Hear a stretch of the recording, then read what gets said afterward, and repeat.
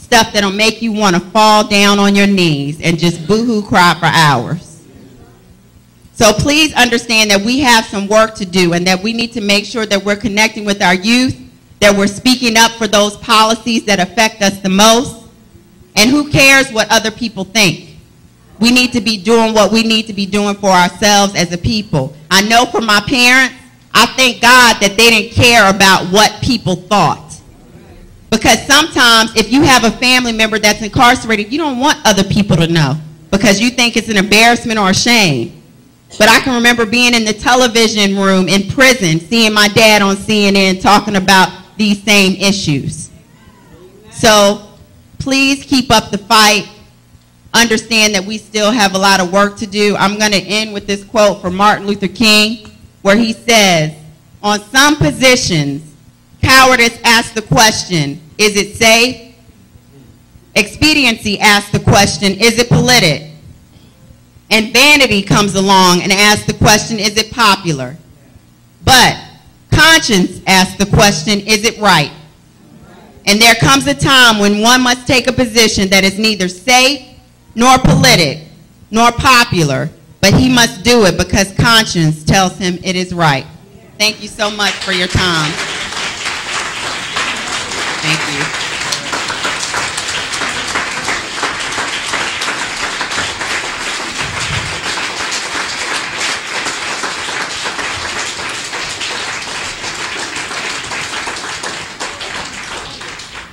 Thank you. Can we still have time for questions? Okay. Any questions? I don't sit down until I get a few questions. That's what Reverend Swan said. Yes. Oh. Okay. Oh. Yeah. And see, I'm kind of. The video usually says what happens to Peter, but ultimately he was shot and killed in Seattle, Washington. It is, to some people it is, oh well, and I can understand that feeling, but understand in raising my son, it's been important for me to tell him the truth. I tell him the truth of the bad, of the behavior of what his father did, but I do not demonize him because he was not a total monster. He did have a charismatic personality that people gravitated towards, but I don't want my son to ever feel less of a man because of who his father was or because his mother was in prison. And just to share some background information, again, on choices and consequences, Peter was raised, he was from Jamaica, but he was raised in Teaneck, New Jersey. His father had his own business, a cleaning business, but he had a brother that went to Columbia University, a sister that went to Vassar College who was an attorney, but he also had two other brothers that hustled. So it's all about the paths that you take and the journeys that you go on. Yes, ma'am. You were standing. Oh, okay. Oh, all right. Sorry. You said something, you was going to mention something about your son. Thank you. My son, he is a testimony in his own. It was important for me to, after coming out of prison, because I know our community some of the time feels as if counseling is taboo. But it was important as a broken woman, having been in an abusive relationship and been away from my son, for me to seek out counseling. So I did go to counseling. A woman who I was friends with too that helped walk me through the process. But ultimately, my son is 18 years old, a freshman at Washington and Lee University. He has kept education his priority and has stayed focused. Understand, a year and a half ago when we were going through this whole college process and where he was going to go, I was scared to death. Because number one, I wasn't one of those parents that had a big old savings stacked up for my son to go to college, and I didn't know how God was going to work it out. And again, I'm telling this because God is no respecter of persons. My son applied for this Quest Bridge scholarship. If anybody has a kid that's a senior or junior, Quest Bridge scholarship, make sure you look it up. And basically it was an opportunity for him to get a full ride. He was a finalist for that scholarship, but ultimately he did not get it. But because he applied, he had an opening with this particular college, and ultimately they gave him a full ride. But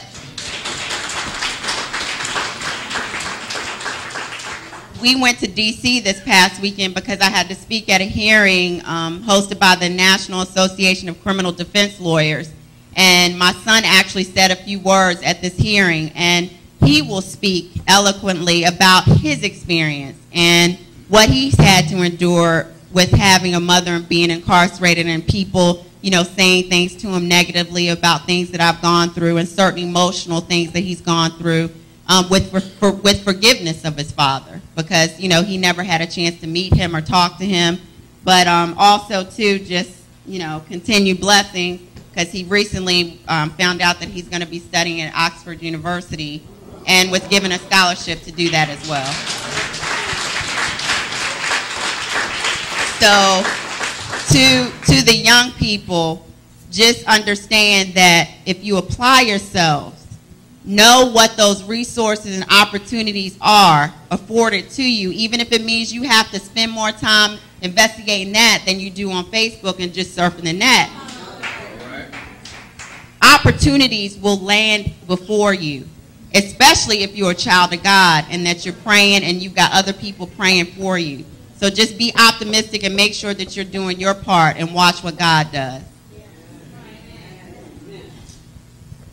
I don't know who has the mic. Oh, okay. Okay. Ms. Smith Pradia, thank you so much for coming and sharing your story with us. I am a federal probation officer. My primary job function is calculating guidelines and preparing pre-sentence reports for people that have been convicted or even pled guilty. I certainly appreciate what you're doing. I see your story every day, and I'm just so happy and encouraged to see what you're doing. I just want to encourage you. Thank you.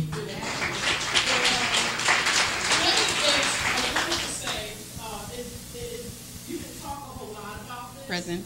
But the citizen guidelines are outrageous. Yeah. They're absolutely outrageous, and particularly with the mandatory minimum, based upon what I know, it sounds like you were even sentenced far beyond whatever your mandatory minimum was. Right.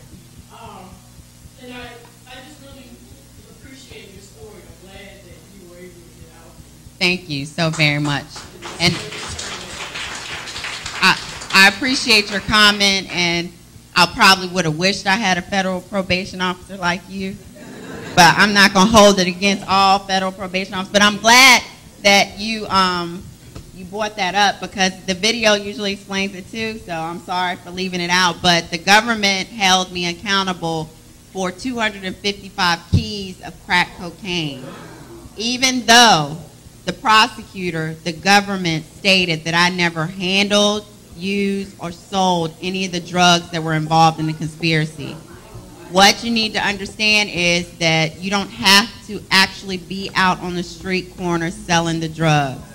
Basically, there were no drugs that were taken in as evidence. They calculated basically how much drugs they thought was in the conspiracy from other people cooperating, so they came up with it being like a $4 million conspiracy enterprise. But ultimately, there were no drugs that were found on me. So you can get caught up in a federal drug conspiracy just by your association. Now, again, I said I'm not one of those people that says I didn't do anything wrong. I can remember there being a time where Peter had told me that he wanted me to fly to New York. And I knew what some of the girls did that flew to New York. And I asked him, why are you asking me to do this? And he started flying off the handle, calling me all kinds of B's. And whenever that happened, I would freeze. I know it doesn't make sense. And I did whatever it was he told me to do. And so ultimately, he laid on the bed what he wanted me to wear. And I can remember putting on this suit, and he strapped wads of money across my waist. And I actually, after I turned myself in, and I felt as if I needed to take responsibility for my actions. And you know, when they do put together the sentence report, they come in, the pre-sentence report, they come in and want to talk to you. Well, in my mind, I'm just like, well, you know, I'm going through this ordeal. I want to do what's right. So I tell them about this trip, and they ask me, well, how many times do you think? And so you don't have to have the drugs. They can just use the money and try to figure out. But even with that amount of money, it's very complicated, and it's in the book.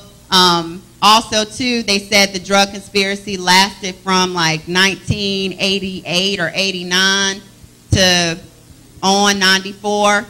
But how are you going to hold me accountable for 255 keys of crack cocaine? That's the total amount of drugs in the conspiracy when I didn't meet him until, I didn't get with him until later, until 91. So they held me accountable for the total amount of drugs still. But there are several judges that don't want to handle federal drug cases because of this inequity. The Supreme Court ultimately had said that drug sentencing discriminated against people of color, and that's why there has been some minor changes with the laws and policies, but again, in my opinion, it's still not enough change. Any other? Yes. Yes. I wanted to know how do you see situations, cruelty with women are in prison and they just have to give birth? You see the situation that change. I see that as very cool. They have to put in chain It's. And second, I want to know, are you seeing any change in the law about the victims after a certain time involved certain military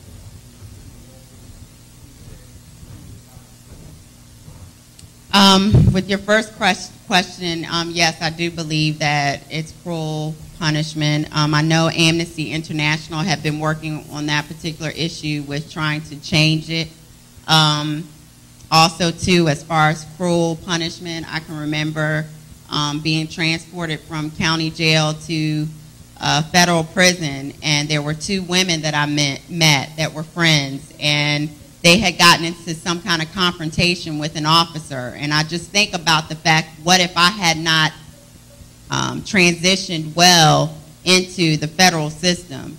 And after their confrontation, they were put in the hole, which was called segregation, and there wasn't room at the prison where we were for them to go in segregation, so they ended up taking them to the local county jail. From there, there were only a handful of women that were at this jail. The men paid the correctional officers to allow them to force sex on these women after hours in the evening. And those two women eventually won a lawsuit and received a payment from going through that ordeal, but they sued the prison. But, I mean, what happened, it already happened. So there are instances of cruel and unusual punishment that goes on all the time within the system. Your second question, as far as jobs, I know that in coming out of prison and all the other things that you mentioned, I know the NAACP National is working on trying to eliminate the box with certain companies with asking, have you ever been convicted of a felony? With the issue of restoration of voting rights, there's still this movement even after the elections to still work on particular states to fight for automatic restoration. I know in the state of Virginia, the governor has proposed automatic restoration for nonviolent offenders, but I still catch feelings with that because in the state of Virginia, because my case was a drug case, it automatically fell in the violent category. So even if that wouldn't have been afforded to me. I feel as if you have done your time and served your debt to society and you come out and want to better yourself, why should you prohibit one from wanting to participate in the political process? It would seem that that's something that you would want them to be involved in because that means they care about our community and what's going on in this country. But I know that there are certain organizations that are still working on some of those things that you mentioned, and you can find it on the NAACP site, the Sentencing Project site, the ACLU's website if you're interested in getting more information and finding out how you can be involved. I'm so grateful for your testimony and all that the Lord has done for you. I have written a series of books concerning soul winning, and one of the first books was concerning prison ministry. I'd be interested in your perspective, being an inmate, as to what the people that came and witnessed and the church that came and did prison ministry, what did they do right? What did they do wrong? What was your perspective on that experience? I can honestly say, thank you for your comment and your question. There was nothing they did wrong. Just come. Because so many of our people in the church are uncomfortable with the thought of coming inside prison because they're scared of what might happen. But I guarantee you that if you go behind those walls, that you will find someone who is identical to you that just made some mistakes and got caught. Ultimately, the prison ministry helped keep me strong. They were out in county jail. There were local churches that came that provided Bible study that I held near and dear to, because in my opinion, that's all I had. And especially after I was sentenced, I needed my faith to help me believe that I was not going to stay in prison until my son was a grown man, that I was not going to stay in prison to the amount of years they sentenced me to that was longer than I had even been living on this earth. It was hard for me to kind of process that. And I knew what had been instilled in me, so I knew that's what I had to hold on to. But going into federal prison, there were churches that came from New York, Connecticut, that scheduled particular Sundays to come into the facility, where, you know, we had church service, we had praise dance, we had Christian plays that I was a part of all this. I can remember I played like a main role in one of the Christian plays. All of that stuff helped me be where I am today. And so I strongly encourage prison ministry. I can remember a woman coming up to me, laying her hands on me and telling me how I needed to stay on my knees in the prayer closet and that God was going to answer my prayers. And there were times where you just knew it was nothing but God. And there were prison ministry staff that would come in the prison and say how they wish their congregation could see what type of church they had in the prison, because they needed that same fire in their church. So I strongly encourage prison ministry, and thank you for your comment. Thank God for your journey, and I thank God for your story, and I thank God that you're making an impact. I had the same question as the gentleman back there. I worked in the prison ministry here in Springfield for 10 years, and the shelters for 10 years. And when I heard you speak of how you were encouraged through ministry, I now live in Atlanta, Georgia, and in the process of setting up prison ministry and street ministry there. And it's in Atlanta, Georgia, I had to encounter with the authorities, and I saw women in prison who, for minor traffic violations, that end up, because of the system, how the system is set up and how they keep them in jail so long here, if you get, most of the time you won't even go to jail. But there, you get a minor traffic violation, uninsured vehicle, or no license. You're subject to end up in jail about 5 days before you see a court system. And I've seen women to lose their home, and their children had to go in foster home. And I'd like you to speak upon how, even before women get in prison, how can the church have an impact on prevention? Good question, yes. Thank you so very much for your comments. Before, as far as prevention, if you go before someone gets in trouble, is making sure that you have groups, certain programs where individuals can feel comfortable enough that when they are experiencing hardships, because oftentimes when those hardships happen, they want to seek other means to try to solve it that may not be godly, that could get them into some trouble. One of the main things that I saw within the women's facility and I'm sure it goes on in, with some of the men's stories too, is toxic relationships. And I think it's important for our women to understand how that can carry you down the wrong path. So group discussion about that. And then also too, I've witnessed where a lot of women didn't have their fathers, were abused, and certain situations that went on that caused them to use drugs and not be able to handle certain emotions because it's ghosts from the past that always come forward. So it needs to be dialogue and conversation so people feel open enough to communicate about certain things that they're going through. But if someone does get in trouble too, you would hope that you're in a church community where the church will provide letters to the court system, to let them know about this person and how supportive they are of this person to kind of prevent them from getting a long prison sentence or prevent them from being charged with something that they know, that the community knows that that child couldn't have been involved in. So those are just a few things that I can think of off the top of my head.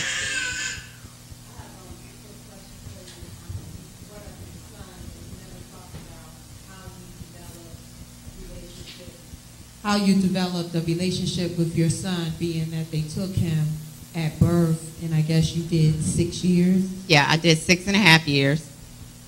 Okay. Yes, as far as the relationship with my son, I mentioned in the beginning that my parents are my true heroes. They took him after I gave birth to him and raised him. And in doing that, they made sure in every nook and cranny of the house there was a picture of his mama.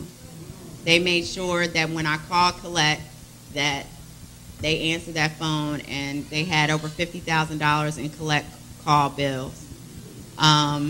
There was a point in time where my dad's boss had told him that she didn't want him publicly speaking out about my ordeal, and my dad was the chief financial officer for this company, and he made the conscious decision that he was going to walk away from his retirement and everything because he was going to do whatever he needed to do to bring his baby girl home.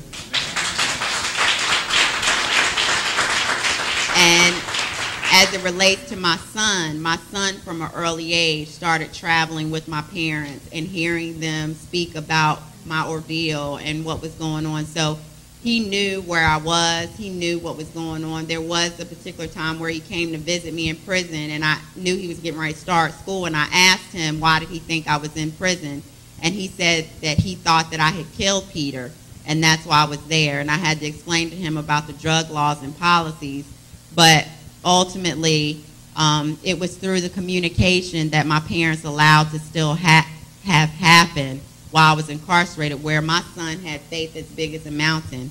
I can remember him telling me, "Mom, you know Jesus is going to bring you home soon." And I can also remember conversations as he was getting older. He couldn't understand why I was still there. Why couldn't his mommy be home? And I can remember being on the phone with him and him saying, "Mommy, can't you just climb the fence and just come home?" And I was just like, "Son, don't talk like that on this recorded conversation." But my parents deserve all the credit. And then also, too, it was a community, and you asked, things that church members can do. I mean, there were church members that let my son know that he was loved despite that his mother was not there, and that they loved me, too, which helped him when I came home. He didn't have this standoffishness where, he knew his mom just came out of prison and didn't really know how to act. This little boy, we were in a hotel room because my parents didn't want to go to the house because there were reporters who were there. We're in a hotel room. He's, watching me try to get myself together. He puts on his PJs, lays back in the bed with his hands behind his head and his legs crossed. And he was just like, "Mommy, so this is our first time alone together. I guess you're kind of nervous, huh?" And the truth of the matter, I was, and he talked my head off that night. Like, the sun was getting ready to rise, and in my mind, I was just like, "Oh my goodness, this is what motherhood is about." But it was also important for me to, go to counseling and understand my role as mother. And in saying that, just honestly speaking, and I'm going to close, Kemba, prison didn't teach me how to be in a healthy relationship. My crime was the fact that I allowed myself to stay in an unhealthy relationship. So therefore, coming out of prison, don't think that I was in nothing that came even close to what I was in before. But there were some relationships, and this is just me being an open book, that didn't deserve the time of day. And I say this to any young mothers, any single mothers. Understand, you can't reach back in time and get it back. So therefore, you need to understand that you don't sacrifice stuff for the time with your kids, especially when it comes to a new relationship with someone else. You need to make sure that person deserves that time and that energy, because ultimately our priorities, and my priority was and still is my son and my daughter. And now God has me doing this new thing as wife, which I'm still trying to, grasp onto. I love my husband to death, but just honestly speaking, understand, as single moms, don't waste your time with somebody that's not worth it. Because some of the time we get caught up in stuff not working out and what can we do to make it work. And, we forget about our dedication and commitment to our kids. Understand, if that relationship's not going to work, it's not meant to work. It's not for you to try to make it work. So one of the things that I realized in coming out is that I had to focus on Kemba. Even though I was in prison dreaming about moving on with my life and marrying somebody and getting a house and white picket fence, that it was only going to happen in God's timing. And every guy that I met was not a potential husband. And that's something, when you think about what churches can do, we need to make sure that our young ladies understand those things and moving forward and understand their value and their worth. So with that being said, I just want to thank you again. Thank you, Reverend Talbert, for letting me be here.